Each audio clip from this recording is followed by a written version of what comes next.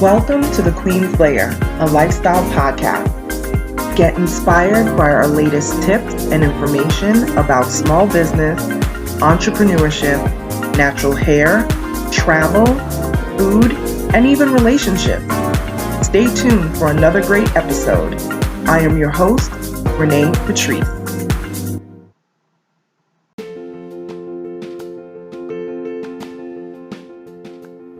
Welcome back, everyone. Thank you so much for tuning into my podcast once again. So this next subject matter actually came from an email as well, but I'm going to kind of give a little twist to it. The person was mentioning about email solicitation.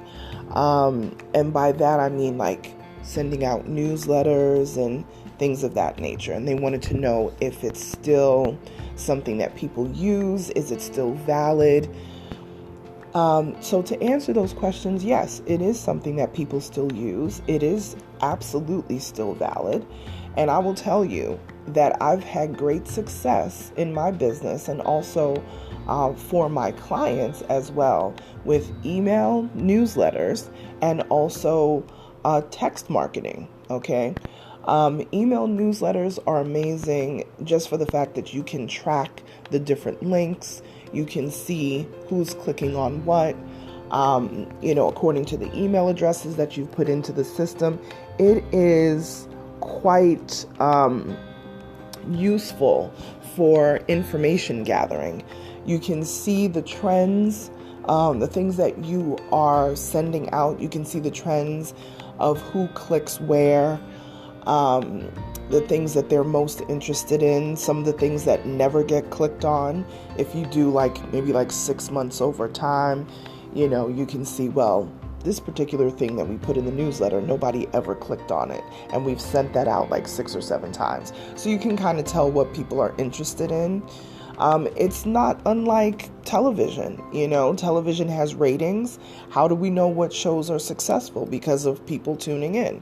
If you've ever heard of Nielsen ratings, they are the gold star of, television and broadcasting. So they always know how many millions of people are tuning into specific things. And those are the things that advertisers want to know, because if I'm going to put all this money into advertising on your channel, I need to know what your viewership is. If a lot of people are not tuning into a show, a network will eventually cancel that show because they're not getting the viewership.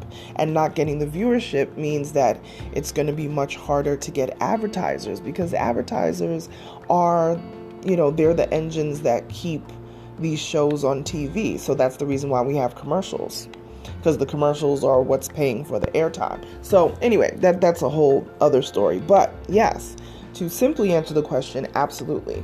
Newsletters are amazing for businesses. It just kind of gives you a backup of what you're already talking about on your website, things that you may be talking about on your social media. And that is kind of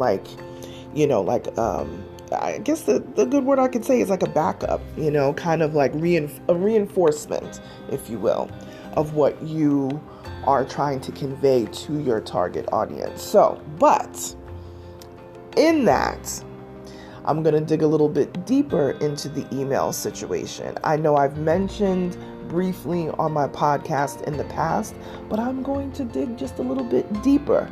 And when it comes to emails, please know, you really should not add people to an email list that they have not opted in to receive.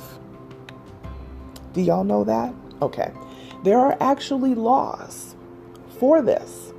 And I will tell you, I get added to email lists weekly.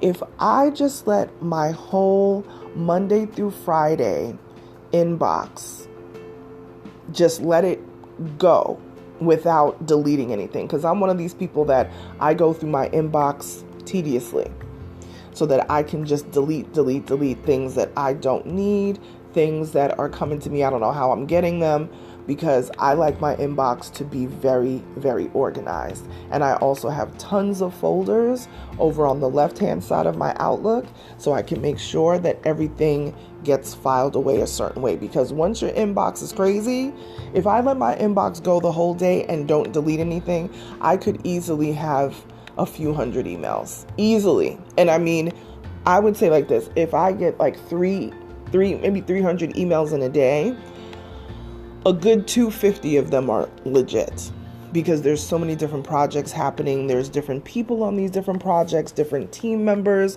from all sorts of different collaborations and brand deals and all that sort of stuff, mixed in with clients asking questions and, payments being made, invoices and billing, things like that. So I organize everything so that I have folders that hold all this stuff. So when I get a whole bunch of newsletters and things that I did not ask to be on, that is like major red flag for me. Now, here's the thing. I use a specific email address for newsletters. So I'm just going to give you the inside scoop. I'm not going to tell you what email it is, but I use a specific email address that's only for newsletters. So when I am out on the web and looking for stuff and just, out there, business stuff, whatever, I have one specific email address that I use to receive newsletters, because I have a filter set up so that I can go look at those newsletters when I have the time, so that they don't drop directly into my inbox, right? So when I am on a mailing list, somebody's newsletter, whatever it is, and they're using another email address other than that one, I know that I did not sign up for that particular thing. Does that make sense? So if you have a business address, and I hope all of you guys are using business addresses for your email, that's a story for another day. I am very specific about it. I set up an email alias that is specifically just for newsletters, and only that. So when somebody sends a newsletter to my business, my email, like, I have all different types of emails set up for my company, but when they send it to my email directly, or one of the other emails that I use in the business other than the newsletter one, I know that I didn't sign up for it. I know that I didn't opt in for it. And I do take a look at the newsletter, and I do see who it's coming from, and I see, maybe did I talk to this person at an event and maybe they added me to their newsletter? Did I agree to be on their newsletter? All this sort of stuff. I'm very particular about that, because junk mail is a thing, and you don't want to get flagged as spam. And moreover, it's just very annoying to be added to something that you didn't ask to be added to. And I've been added to a whole lot of crazy. One of the things that gets me is that I've been added to, people know that I'm definitely into music. That's a major, major, major piece of my life. And actually repping for, musical clients or whatever the case may be. But then I'll have people, I guess they may be looking for representation, or they just think you may have a connection in the music business or whatever the case may be. And I get added to music folks who are sending me their beats, who are sending me their vocals and, all this, but they're putting me on their newsletter. It's not like, hey, I'm a singer, I am a music producer and I'm looking for representation. It's not even that. They are literally putting me onto like their fan newsletter. And it's like, I'm going to tell you right now, straight up, don't add people to a newsletter that they didn't ask to be on. Seriously. Just don't do it. Unless they told you themselves, hey, yeah, add me to your newsletter. They need to opt in.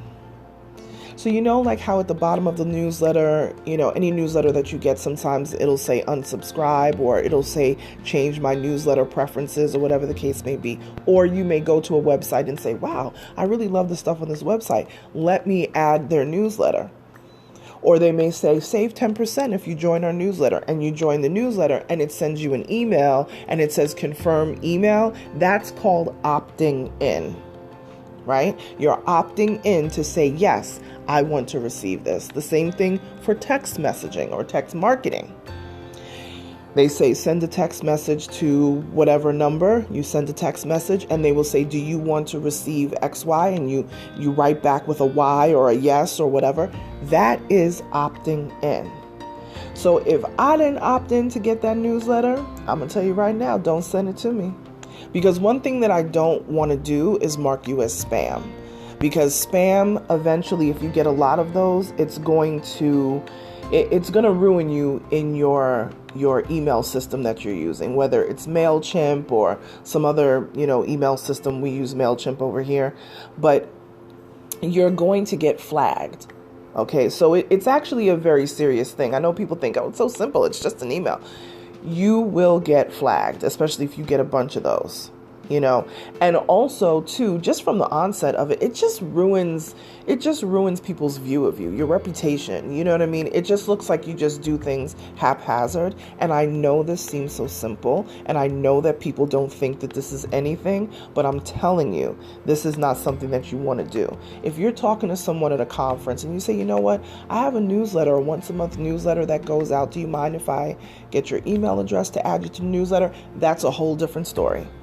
Whole different story, right? But the easiest way, and I would say the most safe way to go about it, is to send people a request and let them opt in if they want to. Because if you start to get marked as spam, especially, like if you send out a blast to a whole bunch of people that didn't ask to be on it, and you get marked as spam repeatedly, then that is going to be a red flag to the FTC.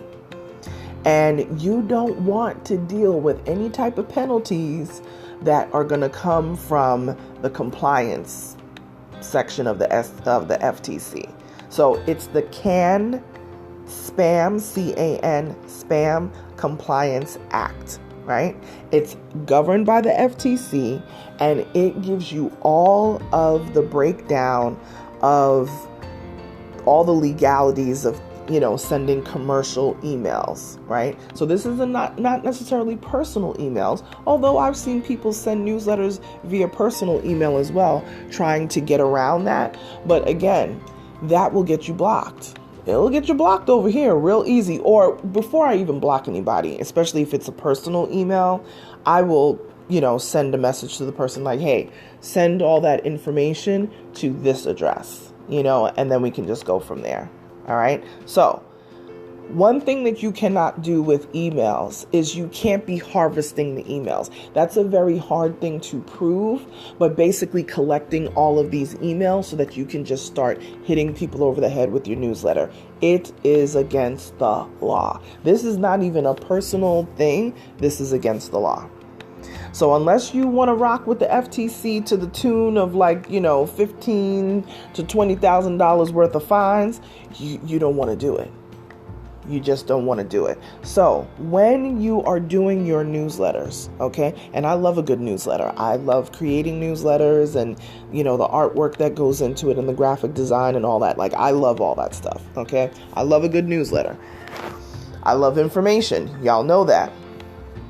But before you decide what you're going, who you're going to send this stuff to, make sure that they have your permission. Okay, make sure they know it's coming, because if they mark you as spam and you continuously get these hits of spam, you will be flagged. And sometimes the email system that you're using, I know MailChimp does this, the email system that you're using will actually block you from using their system. You see what I'm saying? And then it just becomes a problem from there. So make sure that your newsletter is going to the people who asked to be in the newsletter. Now, I know people are saying, well, how do I, get people to be on my newsletter? Well, I do have an episode about that where I talk about building your email list. So go back a few episodes to this one, and I do have a whole episode that talks about how you can build your email list. Okay, so yes, again, you can hear my email coming in right now on my computer. Yes, newsletters are amazing. They're still valid. Text messaging is still valid. Those things actually work. But the one thing component that you want to have in your newsletter, you want it to be, first of all, you want it to grab people's attention. So when you use these newsletter systems like MailChimp and some other ones that are out there, they have all kinds of suggestions on how to, almost like how to build a better mousetrap type of thing. How do you get people to click? And I'm not talking about clickbait. But you want to make it juicy. You want to make it interesting, not clickbait, because that's actually a fine line against the law too. You can't say, oh my gosh, the sky is falling, and then people click inside. Welcome to, whatever. You're really not supposed to do that. And that also kind of goes down the road of ruining your reputation as well, because it makes people think that, oh, they just did that to get me to click. And then I got like a bad taste in my mouth now about how you do business, right? So you want to make it legit. If it's a sale, say, hey, great sales in more inside, or click for more sales. And when they go inside to that newsletter, they click further, they will see the list of savings and sales that your business is offering at that point. At that point, that's not clickbait. It's real. But you want to get them excited to make them choose you, to click on. Because people get all kinds of emails all day. And as a business owner, you can probably, whatever emails you get as an individual, as a business owner, you can probably triple or quadruple that, because I'm constantly getting advertisers coming at me wanting to do collabs. They want to do brand deals. They want to talk to me directly to try to sell me their service, or, some type of app or software that I need for my business. And we get so much stuff. So, like I said, for me personally, and these are to the people who are listening, I have a specific email just for newsletters, but I opt in to those newsletters. So unless you've had a personal conversation with me and asked me directly to give you my email address, that special email address for newsletters, please do not add me to your email mailing list. Because we get a whole lot of stuff over here and we like to stay organized. So unsolicited emails will not be returned. Unsolicited emails they won't even be read, to be honest. And I'll hit spam on it, and then it's just going to be, that's just the way it's going to go. All right. So just remember that this is an actual law. Okay, it's an actual law. So this is not me just saying, oh, let me tell you what I'm going to do. No, this is not that. This is an actual law. And I know a lot of people don't know about it because it seems like it's such a trivial thing, but it's really not. It's borderline harassment sometimes, the way that people bombard you with emails. There's even emails that I've opted into because I wanted to, learn something, a 3-day, master class, where they email you every day to let you, give you some pointers and tips or whatever it is. And then after that particular thing is done, I start to get 2, 3, 4 emails a day from these, companies. And it's something that I opted in, but I had no idea that it was going to be that overwhelming. So that can happen as well. But please, emails are amazing. Newsletters still work. Text message marketing definitely still works. Newsletter apps, just Google it. I can personally suggest MailChimp. Absolutely love it. I handle all of my client stuff in there, and I handle all of Onyx Queen Media stuff in there. It is amazing. I don't even know how many years I've been using MailChimp now. It's however old they are. I don't even know. But I've been using it for years and years. I'm sure probably close to a decade. And they're just wonderful, but find the one that works for you. Google it. Find the one that works for you. Text message marketing, literally Google that phrase, text message marketing, and you can find stuff as well. But like I said, over here we use MailChimp, and MailChimp encompasses all of those different things. And it's also connected to our website, so that when people go to our website and they join the VIP mailing list on my website, their email automatically gets added into our MailChimp system. Automated, amazing. So keep those things in mind. Don't get in trouble with the FTC, because trust me, child, you don't want it. It really is a tough thing to navigate, because we're still, even though the World Wide Web has been around for a long time now, we're still navigating, online life to in-person life, if that makes sense. We're still navigating what's what and laws that are involved with that. But again, make sure that people want to get the information, that they've opted in to get that information, and then you don't have to worry about them, taking themselves off of the list. Okay? So, newsletters still relevant. Yes, we support them 110%. And also look into the text marketing as well, because remember, people have their phones on them all the time these days. So they definitely make for great ways to market your business. All right. So if you have any other questions, please let me know. You can email me hello@onyxqueenmedia.com. And then if you want to follow me on social media, please do click like, click share, subscribe to the podcast so you can be updated all the time. We are on Spotify. We are on Apple. We're on iHeartRadio. So wherever you listen to podcasts, we're there. Google Podcasts, we're there too. So there's no excuse. Subscribe. And then you will get notified when there's a new episode. And we are now daily. We're almost at the end of January, and we are going daily with this, and I actually love it. So meet me over at Instagram. That is my most active social media, at Onyx Queen Media. And I will talk to you tomorrow. Bye, you guys.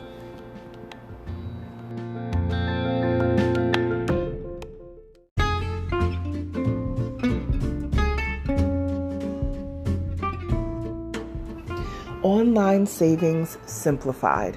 Don't search for coupon codes ever again. With one click, Honey's smart shopping assistant will automatically apply discounts to your cart in seconds.